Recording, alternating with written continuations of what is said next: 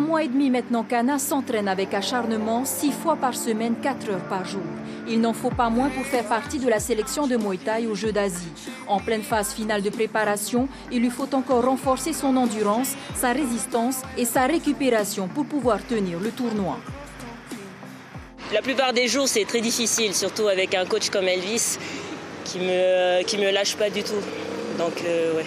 C'est ma passion et c'est pour ça que je tiens le coup. Pour Elvis, son coach, il n'y a pas d'exception pour les filles. Pour être au top, elle doit se donner à fond. C'est ce qu'elle a fait durant ces 3 mois de préparation intense. Elle fait le même programme que les garçons et elle est disciplinée.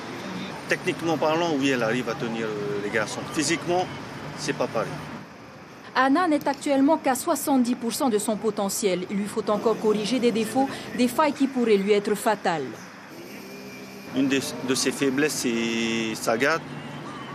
Et justement, on cherche je la pousse à bout avec sa garde, quoi, à lever tout le temps. J'accepte pas très bien l'autorité.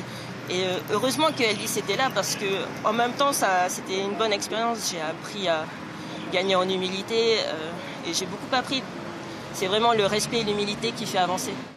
C'est en France qu'Anna découvre cet art martial il y a 5 ans. Une première victoire en kickboxing en classe B la conforte dans son choix. Elle effectue ensuite 2 déplacements en Thaïlande, en 2014 puis en 2017. Mais elle n'a pas la condition. Cette année, Anna décide de se consacrer entièrement à sa passion contre la volonté de sa mère qui essaie tant bien que mal de retenir ses émotions. À chaque fois qu'elle décidait de quelque chose, ça n'allait jamais dans mon sens, mais je n'y pouvais rien.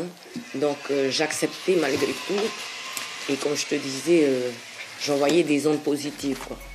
Plus que déterminée, Anna a démissionné en juillet dernier d'un poste de cadre pour se donner à 100% dans sa préparation pour les Asia Games. Une première étape avant de partir en Thaïlande au mois d'octobre, mais cette fois mieux préparée.